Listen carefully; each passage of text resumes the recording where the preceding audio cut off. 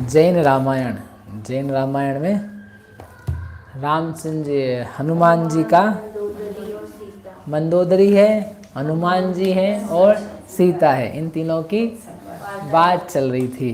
तो सीता ने पूछा था, हनुमान की कल्पना ने करी थी बात, सीता और हनुमान की चर्चा। फिर मंदोदरी ने उसने पूछा आपके जैसे हमारे स्वामी के साथ में कितने और लोग हैं। तो उसने कहा था मंदोदरी बीच में ही, अरे यू डोंट नो हिम, आप जानती नहीं उसको, ये इस पूरे भरत क्षेत्र भर में अकेला है, इसके जैसा क्या कहना है, बहुत बलशाली रूपवान है इत्यादि। उसने उसकी तारीफ करी। तारीफ करने के बाद में उसने बोला, तबे कहे मंदोदरी नारी, तू रावण निज प्रभु को छारी, भूचर को अब किंकर भयो, दश मुख पूज सुपद तो दियो। लेकिन हे वानर ध्वज, हे कपि ध्वज, हे बलवान, हे कामदेव हनुमान, तूने आज ये क्या काम किया? तूने आज रावण की स्वामी भक्ति छोड़ करके ये इन भूमि गोचरियों की, इन दासों की आपने दासता स्वीकार कर ली। आपकी बुद्धि फिर गई है, आपका लगता है विनाश निकट आ गया है। लंका का अधिपति जिसे भाई के समान समझता है, जहाँ तुम आते थे हमेशा तुम्हें प्रेम की निगाह से देखा जाता था और तुम्हारी यहाँ पे बहुत कीर्ति थी, तुम्हारे लिए जिसने अपनी बहन तक, बहन की पुत्री भी दी, इतना तुम्हें महान बनाया था। आज तुम दूत बन करके आए हो, वो भी किसके? भूमि गोचरियों के। लगता है कि ये बहुत निंदनीय बात और आश्चर्यजनक बात है कि तुम्हारे जैसा पुरुष ऐसे ही लोगों को के दास बन गए हैं, ऐसा उसने कहा। किसने? मंदोदरी ने उसको थोड़ी ताड़ना करते हुए।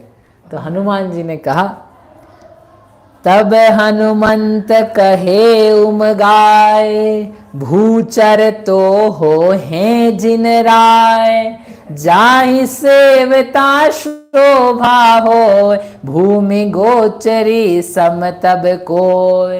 मैंने कहा भूमि गोचरी कब से तुम लोग बोलते रहते हो? जो भूमि गोचरी है तामे क्या होते हैं? जिनराज, तीर्थंकर पुरुष जो महान होते हैं, 24 के 24 सारे के सारे क्या होते हैं? भूमि गोचरी होते हैं। सब अयोध्या में जन्म लेते हैं। एक भी तीर्थंकर अतीत काल में विद्याधर नहीं हुआ, ना भविष्य काल में होने वाला है। ये सब कहाँ जन्म लेते हैं? अयोध्या नगरी में जन्म लेते हैं। तो अयोध्या नगरी तो कर्म भूमि का क्षेत्र है, वहाँ पर नहीं होते हैं। यहीं पर नारायण चक्रवर्ती वगैरह पैदा होते हैं। तो इसलिए क्या भूमि गोचरी लगा रखा। 3 लोग जिनकी सेवा करता है, ऐसे ये तीर्थंकर देव वे भूमि गोचरी होते। इसलिए हमने किसी की दास्ता नहीं ली, हम तो महान लोग के साथ में ही हैं, सत्य के साथ में हैं। और फिर वो उसको बोलता है, किसको? अब वो मंदोदरी, ये तो उसने बेसिक बात कही, जो मंदोदरी को बोलता है, तू पटरान्या में सिरदार, हो य कूटनी भई बार, रावण जुत मरि नर के जाय, पण विधि दुख पासी अधिकार, मैं तो मन की जानू सही, रूप जान की तुम सम नहीं, याते कूटनी वे इत्यार, जियो जीवत चाहतु है मन लाए। अब वो उसने, हनुमान ने कहा मंदोदरी से कि अरे मंदोदरी, जिसके प्रसाद से, अब इसने बोला था ना कि वो तुम्हारा स्वामी था, स्वामी भक्त थे तुम, और उसने तुमको सब कुछ दिया है, तुम उसके विरोध में चले गए, ऐसा उसने बोला। तब ये उसको बोल रहा है, कौन? हनुमान मंदोदरी से बोल रहा है कि जिसके प्रसाद से सब सुख मिल रहा है, जो अपना मित्र है, बंधु है, वो गलत रास्ते पे चला जाए तो उसे सही सीख क्यों नहीं दी जाती है?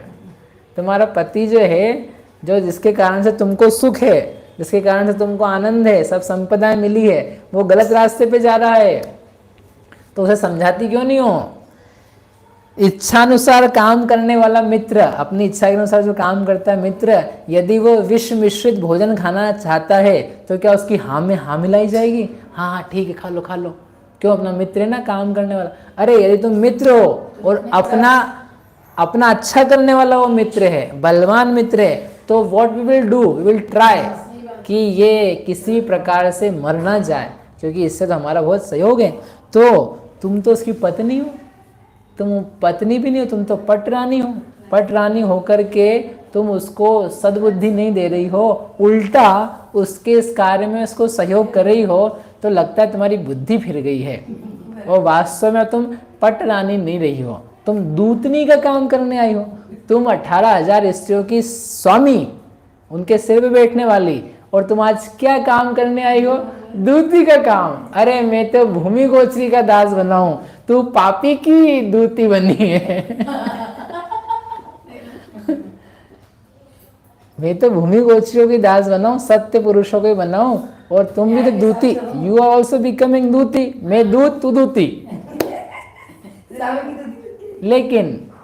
लेकिन तुम्हारी स्थिति मेरे से निकृष्ट है, तुम तो उसके नजदीक हो। तुम पाप के सपोर्ट करने के लिए उसको बिना बुद्धि दिए, मंदोदरी ने आज तक एक बार नहीं कहा है। विभीषण ने तो फिर भी एक बार समझाया है, मंत्री ने भी समझाया था, लेकिन मंदोदरी तो अच्छा स्वामी आप ही बलपूर्वक क्यों नहीं ग्रहण कर लेते हो, ये बात कही थी उसने। पाप के वचन, मतलब अच्छी भाषा में ये कहा था कि जाके बलात्कार क्यों नहीं कर लेते हो उसका। आप कर लो, आप तो बलवान हो, बहुत सारे लोगों पहले भी किया होगा। ऐसी तो पत्नियां थी उनकी।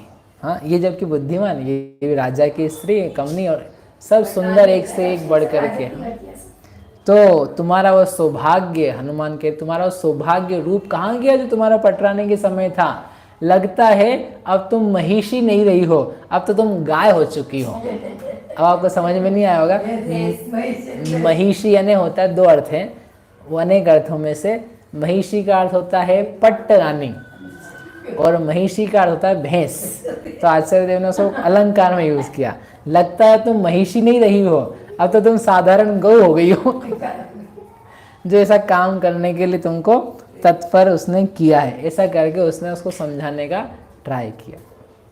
तब मंदोदरी रावण तिया, हनुमान को यह वच दिया। तब वो मंदोदरी ने क्रोध में आकर के इतनी सब बातें सुनी, तो गुस्से में आकर के वो बोलती है, किससे? हनुमान से। स्वामी दो द्रोही कृतघ्नि, जावे नरक मझारी। सो तुझ में वेणी सही, ते दीनु प्रभु छारी। दूत होय आयो सुनो, तुम जो रावण राय। तो तेरो सिर छेद सी, मन में अति को पाए। अब इसको गुस्सा है, मेरे को समझा रहा है, क्योंकि हम तो बड़े राजा हैं, और हमने क्या, आदमी अपनी गलती तो मान ही नहीं सकता है ना। मैं गलत कर रही हूँ, she could not accept, not even hear, कि ये सही बोल रहा है। ये तो बोल सकती थी हनुमान, जैसे विभीषण ने कहा था ना, आप सही कह रहे हो, मैंने समझाया भी है, लेकिन सुनते ही नहीं है। और मंदोदरी, नहीं कुछ नहीं, तुम गलत कर रहे हो, आपने गलत किया, तू दूत बन कर के आया ना, पापी नीच, स्वामी भक्ति छोड़ के कृतज्ञ हो रहा है, जिसने तुझे 2.5 द्वीप में तू इधर से उधर कहीं भी फिर सकता है, इतनी शक्ति और पराक्रम का बल दिया है, उसको छोड़ करके तो उनका साथी हो गया और तू कृतज्ञ हो गया। तेरे को जरूर नरक में जाना पड़ेगा। ये हनुमान को नरक भेज रहे, हनुमान जी रावण को नरक भेज रहे हैं। बातों का युद्ध हो रहा है। उनका इतनी बढ़ चढ़ करके बातें बता रहा है, तू दूत बन करके सीता के पास है, रावण को भी पता चलेगा तो तेरा सिर छेद देगा, तेरा सिर छेद करके मस्तक काट करके मर जाएगा। मर के कहाँ पड़ेगा? नरक पड़ेगा। क्यों नरक जाऊंगा? मतलब क्या है, स्वामी भक्ति छोड़ दी, कृतज्ञ हो गया। और जिसने उन खर दूषण मारियो, याते क्रोधित राय, याते रावण हस्तते, वेगे मार्यो जाय। जिन लोगों ने खरदूषण का मरण करवाया है, मारा है, उन लोगों का दूध बन के आए। रावण वैसे गुस्से में बैठा है खरदूषण के मरने से। वो फिर ये अलग तूने काम कर दिया, तो बहुत गुस्से में आकर के अब तो तू नहीं बचेगा, ऐसा कह करके तेरा आत्मा जो है निर्लज्ज है, क्षुद्र चेष्टा का धारक है, अहंकार में फूल रहा है, तुम सब लोग मृत्यु के निकट आ पहुंचे हो। ये राम लक्ष्मण सुग्रीव जो जो उसके साथ में है, अभी रावण ने फूंक मारेगा, तुम सब हवा में तिनके के समान बिखर जाओगे। ऐसा उसने बढ़ चढ़ करके बातें करी। ये बोल रही थी इतने में अब कौन बोली? अब सीता बोली। तिन्ही के कर किम गरज तुहे राड की, सुने न लक्ष्मण राम, जिनके धनु टंकारते, डर पे धरणी धाम। सीता इतने में बीच में बोली उठ करके कि ये मंदोदरी, तू अत्यंत मूर्ख है, जो बेकार में ही अपनी और अपने पति की इस प्रकार से प्रशंसा कर रही है। क्या तूने राम का नाम नहीं सुना अभी तक? जो राम जब एक बार अपना वज्रावर्त धनुष उठा करके टंकारते हैं तो पूरे 3 लोक में क्षोभ मच जाता है। जिनके सागरावर्त को, धनुष को धारण करने वाला लक्ष्मण जैसा महापराक्रमी भाई है, जिसके आगे इतने युद्ध हुए, अकेले जीत करके आ गए। वो किन किन को उसने पकड़ लिया, मतलब सारे अपन बीच में देख कर क्या, अतिवीर राजा ने, सिंहोदर राजा और नाना प्रकार की सेनाओं के साथ मलेच्छ, सुग्रीव आदि के सामने के साहस गति के, अरे कई जगह तो लड़ने ही नहीं पड़ा। भारी सेनाएं जो थी वो आके नतमस्तक हो गई। तुम क्या समझ रहे हो? जैसे दर्शन मोह को जिसने जीत लिया, ऐसे आत्मा के लिए कोई कहे चारित्र मोह उठ करके हम बहुत बलवान हैं। मूर्ख, चारित्र मोह जा चुका है, अब बचे ही क्या तुम्हारे पास? और फिर भी तुम मैं करूंगा कुछ नहीं कर सकते हो। तो तू क्यों इस प्रकार से बोल रही है? सुनो, जिसके बहुत ज्यादा हमारा बोलने से क्या, अभी हमारे पतिदेव समुद्र को पार करके बहुत शीघ्रता से आते हैं। वो पता क्या करेंगे? तिन्ही के कर तो भरतार, मुए लखे तजी प्राण विचार, रावण बिन तुम रंडा हो, घर घर फिर से हो रोवत हो। अभी हमारे पति आते हैं युद्ध होकर के, वो जो रावण है ना, वो रावण को तो ऐसे ही मार देंगे। पति रहित हो जाओगी, वो वैधव्य को प्राप्त हो जाओगी, तुम विधवा हो जाओगी, घर घर जाके रहोगी। फलस्वरूप पति रहित चिरकाल तक, बहुत दिनों तक तुम रोती रहोगी, तुम्हारा वैधव्य बढ़ेगा। तुम्हारे पति को जाके समझाओ। इस प्रकार उसने भी कठोर वचन कहे। किसको? मंदोदरी को सुन के, मतलब कौन सुने ऐसे कि मेरा पति मर जाएगा और वो मैं ऐसे घूमूंगी और रुदन मचेगा, फ्ला ब्ला ब्ला। तो बहुत भयंकर उसको गुस्सा आया। सीता को मारण को उठी, सब ही नारी अतिशय रूठी। 18,000 स्त्रियां थी, 18,000 स्त्रियों को समझ लो उसने इतना कठोर शब्द बोल दिया, इसने, सीता ने। तो वो सारी बिलबिलाती हुई क्या बोल रही है, ऐसे हाथों से मारने के लिए सब आ गए तत्पर सामने के सामने। और मारने के लिए आई तो अब सीता तो अकेली, हनुमान जी बीच में आ गए। जैसे पर्वत आ जाता है नदी के सामने, जैसे आत्मा का अनुभव आ जाता है कर्म के आगे, वैसे वो हनुमान जी बीच में आके, ए हटो यहाँ से, क्या तुम चले आ रहे हो? ऐसे हनुमान तब करी हुंकार, गिरी सकल नारी भयधार, कोई एक नारी भागीपुर जाय, कही दशानन सो सुनि राय। रावण ने, हनुमान जी ने हुंकार भर करके, कुछ नहीं, भाग जाओ यहाँ से, सबको वहां से भगा दिया। तो सब बेचारे डर करके, कांप करके तितर बितर हो गई। नहीं तो सीता जी को तो यही लोग मार डालते, ये इतने ज्यादा मार डालते हैं, पिटाई कर देते उसकी। भाग्य रहता है, लेकिन जैसे अपना व्यक्ति हो तो उसका बल आ जाता है। ऐसे गुरु पास में हो, गुरु के पास होते हुए आप बोलो तो आपके बोलने में बल आ जाता है। आत्मा को देख करके संसार में रहे तो बल रहता है, तो वो व्यक्ति घबराता नहीं है। और आत्मा को छोड़ करके तुम बकते फिरो, कुछ भी करते रहो, बार बार घबराओगे, मरोगे। इसलिए वो हनुमान जी का, उनको मानो एक प्रकार से बल था। वो आ गए इतनी दूर से, जैसे रामचंद्र जी ने कहा था, अरे जिसका पता लगाना भी दुर्लभ है उसकी खबर हमको आज मिल गई। ये देव योग ये बता रहा है कि रावण की हार और मृत्यु जो भी हो निश्चित हमको सीता मिलेगी। ऐसे सीता के पास रामचंद्र जी की सूचना आ गई, मतलब ये इतने विकट स्थान में जो इतना बड़ा राजा है उसके महल में घुस कर के उद्यान में हमको सूचना मिल गई। ये हमारा भाग्य बता रहा है कि जरूर हमको रामचंद्र जी से मिलाप होगा। उसका बल था एक कि इतनी विकट परिस्थिति में हो सकता है। आत्मा का ध्यान जब इतने सामान्य विशेष परिस्थिति में हो सकता है इस काल के भीतर, तो एक बल आ जाता है। बल से व्यक्ति फिर जिंदा रहता है। जब हो सकता है अभी ही, तो फिर हर काल में हो पाएगा। ऐसा कह करके वो आई और वो गुस्सा करके जितनी नारियां थी वो नारियां वहाँ से भाग गई।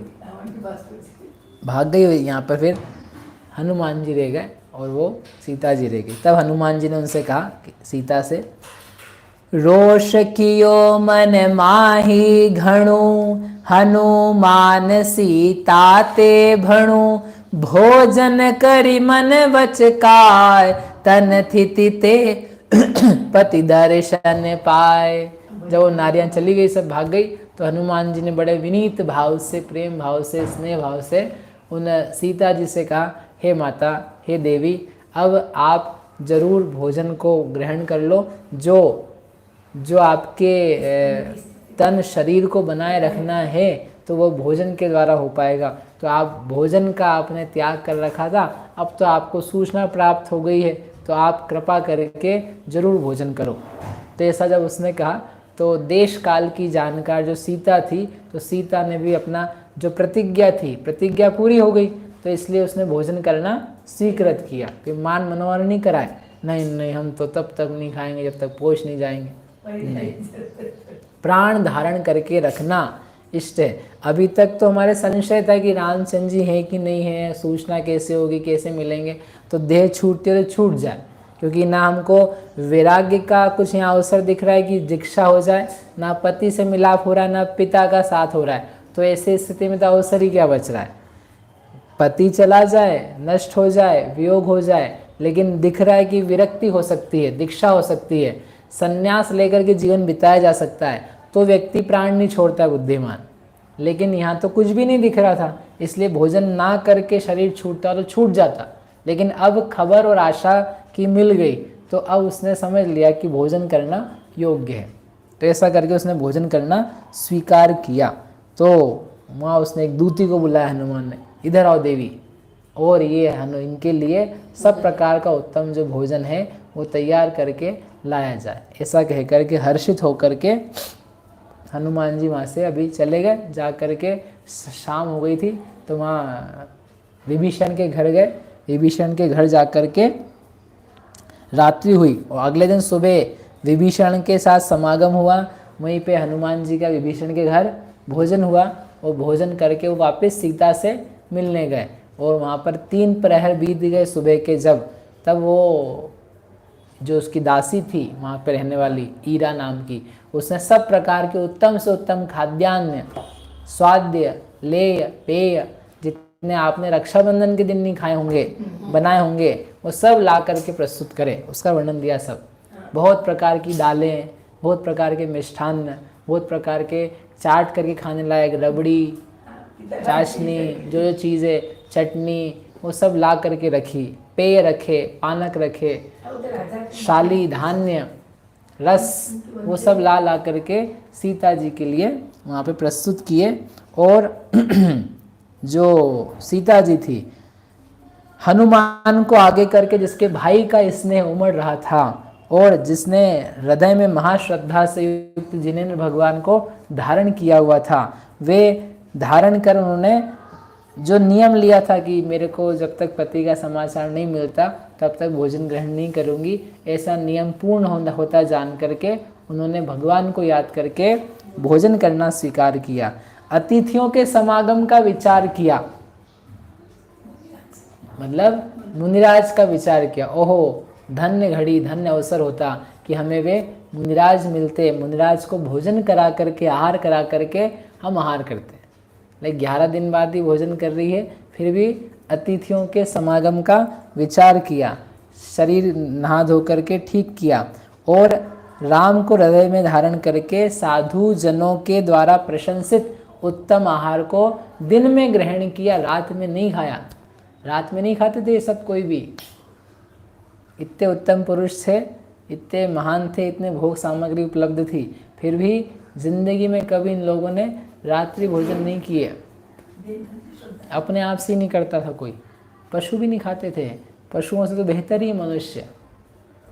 आचार्य ने लिखा, सूर्य की किरणों से प्रकाशित है, अतिशय पवित्र है, पुण्य को बढ़ाने वाला है, मनोहर है, आरोग्यदायक है, दिन में ही ग्रहण किया जाता है, ऐसा भोजन ही प्रशंसनीय है। जो रात्रि में बनाया जाता है, खिलाया जाता है, दिखाया जाता है, किरण नहीं सूरज की दिशा में, ऐसा भोजन तो अतिशय दुर्गंधित पाप से भरा हुआ है, उसमें जीवाणु वगैरह तो है ही, शरीर के लिए खराब है। ऐसा कह करके उन्होंने मतलब भोजन के भी स्थान बताई। फिर भोजन करने के बाद में भोजन पीछे श्री हनुमान, कहत भयो सुविनय गुण ठान, मात मोहि कंधे चढ़ी जाय, धरु तत्क्षण पति ढिंग जाय।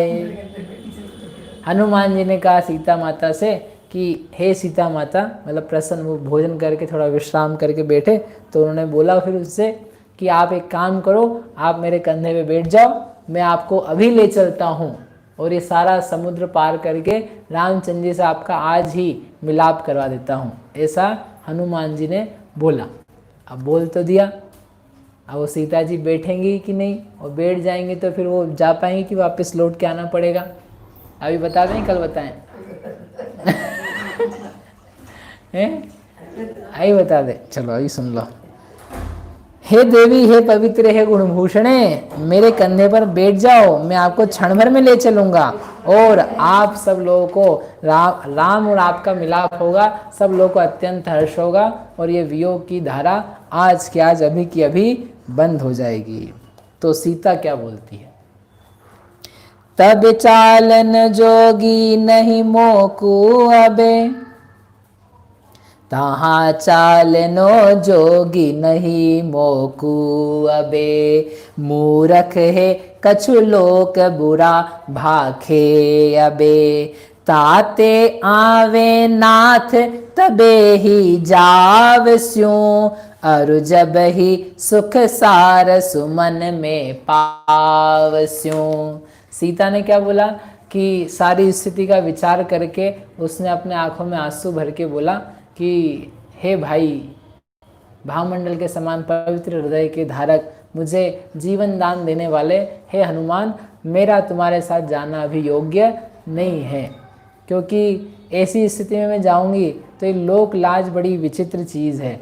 कैसे आ गई, कहाँ गई थी, कैसे उठा करके लाई गई, बीच बीच में क्या हुआ, अर्थात इतने 11 दिन जहाँ पर रह कर के आई तो पता नहीं वहाँ क्या स्थिति रही, शील का क्या रहा ठिकाना। इसलिए मैं तभी जाऊँगी जब वो सीता, जब हमारे पति हमको लेने के लिए आएंगे, लेने के लिए आएंगे तो वो पूरी क्या हुआ क्या नहीं हुआ लोक प्रसिद्ध रहेगा। ऐसे तो कोई उठा के पहले ले गया, कोई उठा करके बाद में ले गया, बोले क्या हो रहा है, इनकी जो शील है क्या है, जगत की विचित्र बातें हैं, बड़ी बड़ी लोगों की कल्पना कुछ तो भी हो जाती है। तो इसलिए उन्होंने कहा कि अभी ऐसा हमारा जाना ठीक नहीं है, आप एक काम करो, जब तक प्राणनाथ ही में आकर मेरे लिए छुड़ा नहीं देते हैं तब तक मेरी, इस समय लोग मृत्यु के बिना मेरी शुद्धि का विश्वास नहीं करेंगे। मैं मर जाऊं तब तो उनको विश्वास रहेगा कि मैं शुद्ध थी, लेकिन मैं ऐसे ही चले जाऊं तो शुद्ध है कि नहीं है, इसके साथ क्या नहीं हुआ, इसका विश्वास नहीं करेंगे। इसलिए आप जाओ, आप जा करके जब तक रावण की ओर से कोई उपद्रव नहीं हो जाता, आप शीघ्रता से चले जाओ और जा करके मेरी सारी सूचना उनको बता दो। काम गया। तुम कही जो पर तति उपावनी, नाथ ते आपा पोषी मुनि खन में फुनि माथ ते, वन माही सो याद करी मन लाय के, इम कही चूड़ा रतन दिखा जो जाय के। और ऐसा कह करके उसने दुखी होकर के बोला सीता ने कि आप जाओ और जा करके सूचना देना और आप रामचंद्र जी से कहना। अब उसकी तरफ से समाचार सुनो कि अंत की बात ये पहले मैं कहता हूँ कि उन्होंने कहा कि आप उसको सारी बातें याद दिलाने के लिए, आप स्वामी को विश्वास पैदा कराने के लिए मेरी तरफ से ये सब बातें कहना। क्या कि एक दिन हम जब वन में थे तो वन में बैठे हुए आपने और हमने आकाशगामी मुनियों की वंदना करी थी। एक दिन वो था। एक दिन अपन जब इच्छानुसार किसी सरोवर में क्रीड़ा कर रहे थे तो एक भयंकर हाथी सामने आ गया था और हाथी को देख करके मैं तो बहुत भयंकर डर गई थी। तो आपने सामने आकर के उसको पल भर में निश्चेष्ट कर दिया था, मद रहित कर दिया था, वो भाग गया था। वो याद था। एक दिन मैं किसी शाखा को झुका रही थी तो वो भंवरों ने मेरे मुंह पर कब्जा धावा बोल दिया था। तो आपने बड़े मुश्किल से मुझे आलिंगन करके उस दिन उससे बचाया था। एक बार 2 मुनिराजों को अपन ने वन में आहार दिया था। हमारे पास जटायु नाम का एक भाई के समान, पुत्र के समान पक्षी था। ऐसी जो बातें हुई थी वन की, हम यहाँ भ्रमण किए थे, उस वन में गए थे, ऐसी घटना घटी थी, लक्ष्मण की ऐसी विवाह हुआ था, ऐसी अनेक बातें बता करके उसने कहा अब आप जाओ और ये चूड़ामणि रत्न है, ये मेरी पहचान है।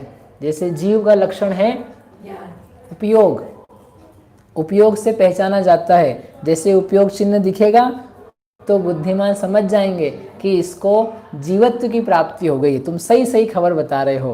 तो ऐसे मेरा चूड़ामणि रत्न है, ये आप उनको श्री राम जी को, हमारे पति को दिखाएंगे तो उनको विश्वास होगा कि हाँ आप वास्तव में सीता को देख करके आए हो। और सुनो, ये कहना अंत में उनसे कि आपका मुझ पर अतिशय प्रसन्नता से भरा हुआ जो भाव है वह मैं जानती हूँ कि आप मुझसे कितना प्रेम रखते हैं, लेकिन हे नाथ प्रयत्न पूर्वक प्राण धारण करने चाहिए। इसने भी उससे बोला वियोग में आकर के, दुखी होकर के, खाना पीना छोड़ करके प्राण नहीं चले जाने चाहिए। अपने प्राण हमेशा बने रहेंगे तो फिर से भी मिलन होगा, फिर से भी हम प्राप्त हो सकते हैं। सब लोगों को पढ़ना चाहिए। आजकल के लोग ये देखो प्रेम भरी बातों में ही विपरीत स्थितियों में है, उसके बावजूद एक दूसरे को शिक्षा दे रहे हैं। रामचंद्र जी ने घर से बोला था, ये सीता जी घर से बोल रही है, डू नॉट गिव अप। कितना बड़ा संदेश है। आप छोड़ मत दो प्राण, वियोग में मत मर जाना, परेशान मत हो जाना, डिप्रेस मत हो जाना, दीन मत समझ लेना, मर मत जाना कैसे भी करके। Keep your life, it is very important. जिंदगी बचा के रखना, जिंदगी से बढ़ के कुछ नहीं है। रामचंद्र जी छोटे हैं, जिंदगी बड़ी है। सीता छोटी है, जिंदगी बड़ी है। सीता तो चली जाएगी, तुम तो फिर भी रहोगे। अरे जीव, धन रुपया पैसा सब चला जाता, तुम बड़े हो। इज्जत चली जाए, तुम बड़े हो, इज्जत छोटी है। घर परिवार बच्चे मिट जाएं, विपरीत हो जाएं, सब छोटे हैं, तुम बड़े हो। इतना उसने कहा। आप है ना प्रयत्न पूर्वक प्राण रक्षा करने योग्य है। प्रमाद के कारण मेरे साथ आपका यह वियोग हुआ है, परंतु इस समय जबकि आप प्रयत्न कर रहे हैं तो हम दोनों का समागम निस्संदेह होगा। इसलिए हे स्वामी, आप जरूर अपना ध्यान रखें। इतना प्रेम भरा और एक धर्म भरा विश्वास के साथ में किया गया उपदेश है। वैसा कह करके उसकी आंखों में आंसू आ गए। उसने कहा आप जाइए। ऐसा कह करके सीता रोने लगी तो उसको प्रयत्न पूर्वक हनुमान ने, देवी आप रो मत, बहुत जल्दी आपका कहा हुआ सब ठीक होगा, हम जाते हैं, जा करके सूचना देते हैं। ऐसा करके सीता ने तो अंगूठी पहन ली जो रामचंद्र जी ने दी थी। वो पहन करके वो तो ऐसे उसको ऐसा लगने लगा जैसे मानो साक्षात राम से ही मिल ली हो। ऐसे कली काल में मानो सम्यक दर्शन प्राप्त हो जाए अथवा सम्यक दर्शन के आधारभूत आलम्बन भूत जिन देव जिनागम जिन शास्त्र प्राप्त हो जाए, निर्ग्रंथ गुरु मिल जाए, उनको देख के ऐसा लगता है ओहो मानो मैंने सम्यक दर्शन रत्नात्रय की निधि को तो अपने पास में कर लिया है। ऐसे सीता ने अंगूठी पहन करके ऐसा माना कि स्वामी तो मेरे पास में आ गए हैं, मिल ही गए हैं, ऐसा वो रह गई। हनुमान जी माँ बड़े दुखी भाव से या जैसा भी उनका परिणाम था उसके साथ में निकलने लगे। अब निकलने लगे, अब उसके बाद में ये तो निकल रहे हैं ऐसे ही, अब उधर से रावण तक खबर पहुंच रही है। अब वहाँ से वो क्या बोलता है और यहाँ से निकलते हैं तो क्या होता है, क्या क्या बातें बनेगी, पकड़े जाएंगे कि नहीं पकड़े जाएंगे, ये सब बातें आगे करेंगे। अब तो नहीं बोलोगे कि अभी करनी है। इस प्रकार से इतना मार्मिक, इतना सुंदर, रस से भरी हुई जैसी रामायण है उससे रस से अधिक भरा हुआ यह तेरा निज आत्मा है। ऐसे निज आत्मा को प्रयत्न पूर्वक हम जाने, ऐसी मंगल भावना से। शांति सुधा बरसाए जिन वाणी, वस्तु स्वरूप बताए जिन वाणी।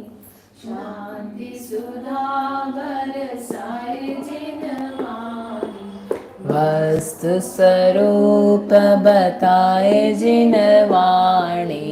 पूर्वा पर सब दोष रहित है, पूर्वा पर सब दोष रहित है। वीतरागमय धर्म सहित है, वीतरागमय धर्म सहित है। परमागम कहलाए जिन वाणी, परमागम कहलाए जिन वाणी।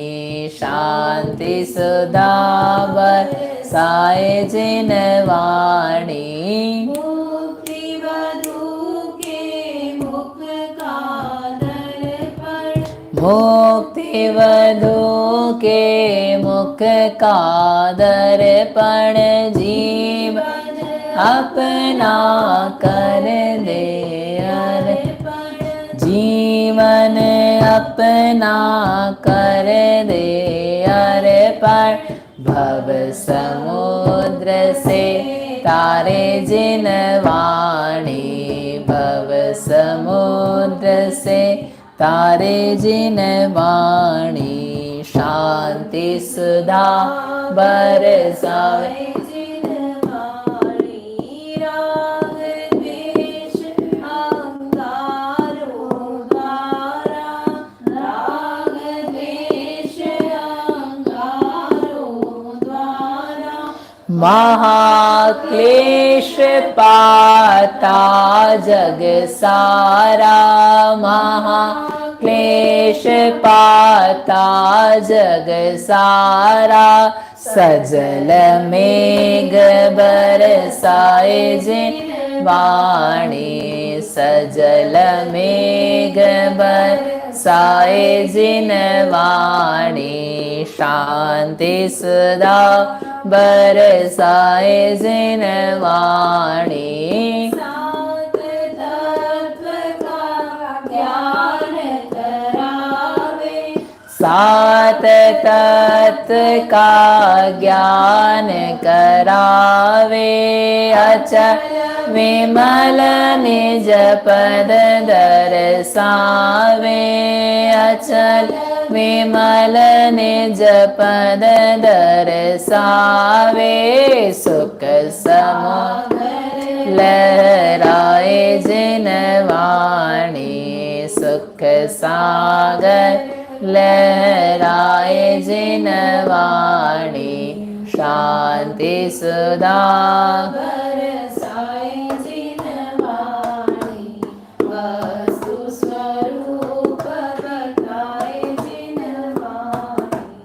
जावाणी के ज्ञान ते सुजे लोकायो, सो वाणी मस्तक नमो सदा देते।